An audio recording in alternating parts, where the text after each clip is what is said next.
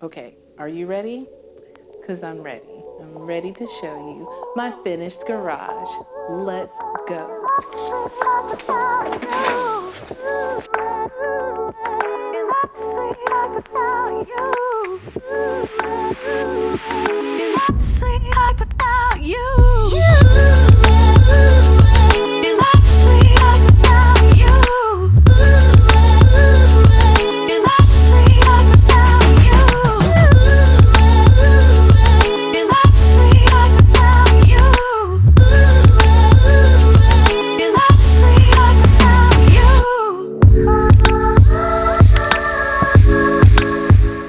Hey there, welcome back to Modern Woman. I am here today to show you the finished garage renovation or garage update.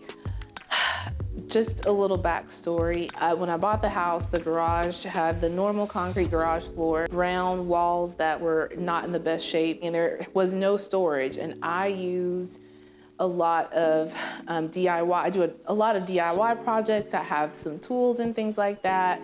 A few things for maintenance. I like to keep the paint from painting the house just so I can have it for reference if we need it later. So basically, I use my garage for storage, and we also use the garage as an extra hangout space. We exercise in here. It was really important to me for the garage to be an extension of the home, to be an extension of the house, so that it could be another livable space. I like for all of the spaces in my home to be usable as a livable space. So with that in mind, that is the 3-part garage renovation series that you've seen. If you want to see the other 3 videos in this series, the walls painted, that was part 1, the floors were part 2, the shelves were part 3, then you can click this link up above to the playlist so you can see all those awesome videos. All right, with no further ado, here is my finished garage. Okay, look at these lovely walls. So if you remember from video 1, I had some drywall paint and I tinted it. Again, I used not the best kind of paint for having to put up so many coats. I should have gone with the paint and primer. It would have been more expensive, but less work. I tinted the paint with brown paint and red paint, and it went up really nicely. And then I know these circles, some people would probably think they're funny, and I talk a lot about resale value of the home, and I'm not sure how many people would be interested in a garage like this unless they had kids. However, I've seen worse garages. This garage was way worse than this, so I would have taken this with some circles to paint over the brown that I had to handle over any day of the week. The reason why I went with the decorative circles is because I wanted, well, number one, Katrina does exercise videos in here sometime, and so I wanted there to be something unique and interesting on the wall, just because it helps with having a nice little recording background. But this is a creative space for me, and I'll come out here and read sometimes or do a little bit of writing. Mainly I'll come out here to read or relax or write or watch videos, but I wanted it to feel fun and have a nice energy. And I was like, what can I do that's simple? So I was like, passing truck. So I thought, what can I do that's simple but and doable for me, because I'm not an artist, not when it comes to painting. And I was like, I'll paint some circles on the wall. And I actually love it. It's so much fun. It's such great energy. And also, we have some fun artwork on the wall here. One of our friends threw a virtual birthday party for another friend. Woo woo, we had so much fun. And we did a paint party. So here are all of our paint projects. Guess which one is mine? If you know my initials, you'll be able to figure it out. So the circles come all the way across and lend a nice, fun, cool aspect to garage. So now the floor. Yes, now. Yep, messed it up there. I am not surprised that I messed up something when it came to this floor because, well, it's the first time painting a floor. And the issue here was not the first go around. What happened was, I think maybe in this spot, in that spot there, here, we weren't thorough enough. And then I painted over it the next day and it caused this tackiness. And right there, it's pretty bad. Let's see. under there. I painted this the next day, and the paint and activator had been sitting together for too long, is my guess about what went wrong. So if I were to paint another garage floor, I would know not to mix all of the paint and activator immediately, maybe just do half of it. Don't be surprised if next year there's another repainting your garage floor when you mess up video. Since this floor is much cleaner, it should also be much easier to repaint it. So I might do that next year, because really, after I did the power washing and whatnot, we painted around the base of the floor, and then we paint on the inside. It maybe took 2 hours to do all of it. An hour and a half, probably tops. So I'm willing to do it again, but overall, as far as garage floors go, again, I'm always thinking about when I sell a house, because I know I won't be here forever. This is a pretty nice floor, so I'm happy with it. And on to the shelves.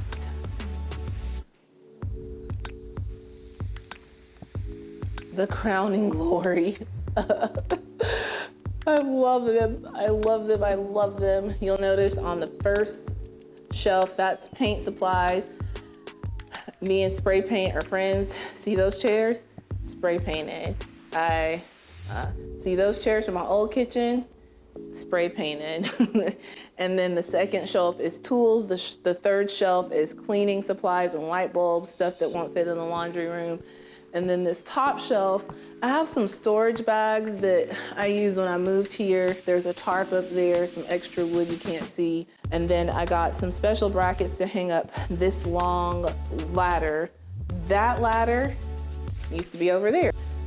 This I bought. I love it. There's one in the laundry room, and this works great. I have the rake that I really don't have to use here, but I have some extra brooms that I use out in the garage that are down there. And then some of these are paint poles. So that worked out perfectly. And of course, my lawnmower, my power washer, a random bucket that I haven't figured out where to put yet. Over here in this corner, we have our little exercise equipment, Katrina's exercise equipment, a little bit of mine. And we have another ladder hanging here. The big deal with the ladders was I needed to get them off of this wall so that if we did record on this wall, it would look nice. So there's the ladders. And then these chairs were chairs I had at my old house. I spray painted them when I moved here to fit the decor of the house, and then I bought new ones. And so I use these for parties.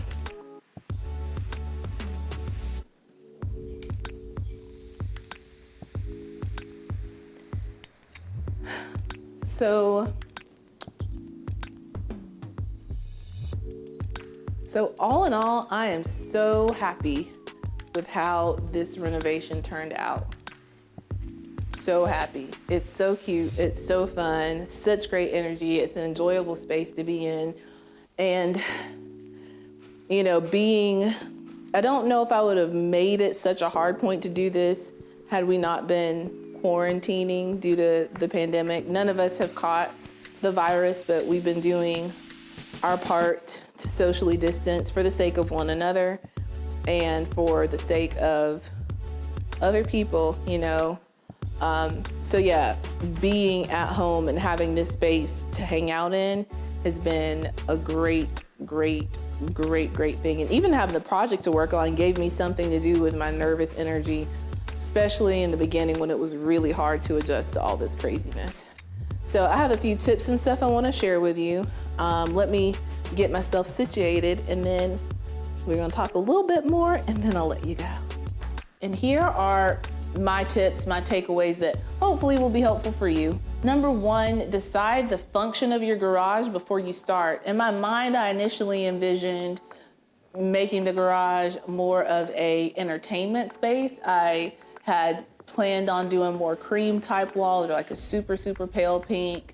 And I was gonna do more decorative stuff. The shelves would have definitely been nicer. I would have bought boxes to store things in to make it look a little bit nicer if I was gonna have an event at the house, because I do like to host events, and you have tons of people coming through. Having your garage space, of course, is helpful.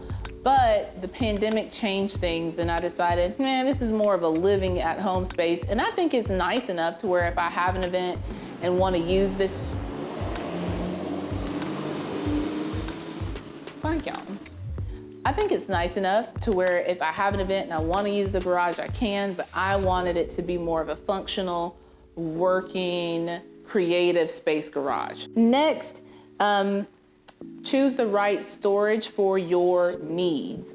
I like to use the garage to park in it, so I couldn't have a lot of storage and shelving that came far off the walls, big bulky cabinets in this particular garage because of how I use it. If you're gonna use your garage as a play space, as a workstation, or as a lot of extra storage for seasonal storage for your home, then you are gonna put your money in different places than where I spent mine, okay? So decide the function, decide the storage, and then plan out your space from there. It really helped me to plan where I wanted things to go so that as I was putting up the shelves, I didn't put them up in a place and realize, oh man, this is terrible because how are we gonna get out the car?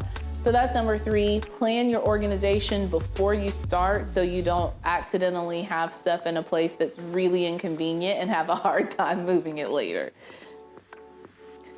And number 4 is put your money where it matters to you.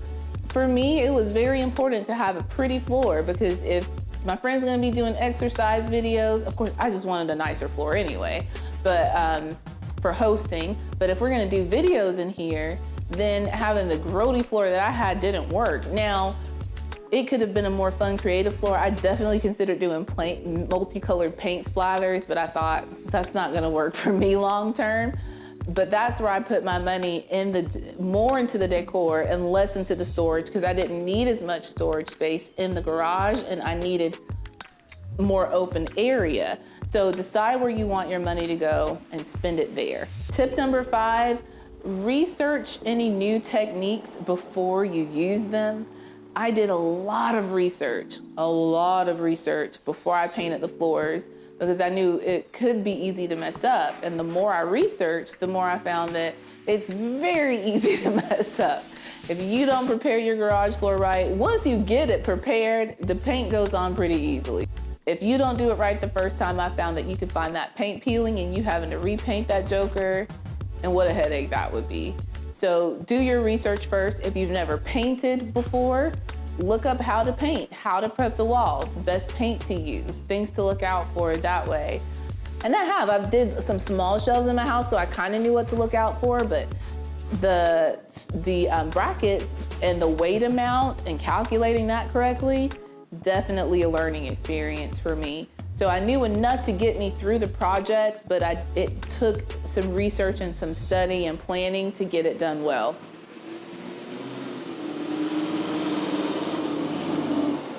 Aesthetics on the roll. Tip number 6 is get help for tasks that you're not good at, or things that you don't know. It's totally okay to ask for help. Find a friend or family member who knows how to do it, or if you need to hire a handyman, hire them and then watch them do it so you can do it yourself the next time. I've learned my limits. Plumbing is a limit. I have considered trying to reinstall my own shower head and stuff like that. It was over and above that I can't do. But if you need me to hang something, paint something, saw something, cut something, sand something, I got you. And tip number 7 is enjoy the process. It's so much fun to create. If you are a DIYer, do your DIY thing. Have fun, enjoy it, make it your own, learn something through it, because that's a big part of it for me, is getting to learn to do something new. And then it also helps you to not get frustrated when it takes longer than you think it should. All right, there you have it, 4-part garage renovation. Well, 3 parts of the renovation, video for the reveal. I hope that you've enjoyed this series. Ooh, thought that leaf was a roach or a bug. It was not. If you've gotten some helpful tips and tricks and things to help you along in your own renovation project, please give this video a like. I would really appreciate it. Subscribe to this channel, share the videos with any other friends you think it might be helpful for. And thank you so much. Thank you for being a part of the Modern Woman community. It wouldn't be what it is without you. So grateful to have you, and I will see you in the next video. Without you.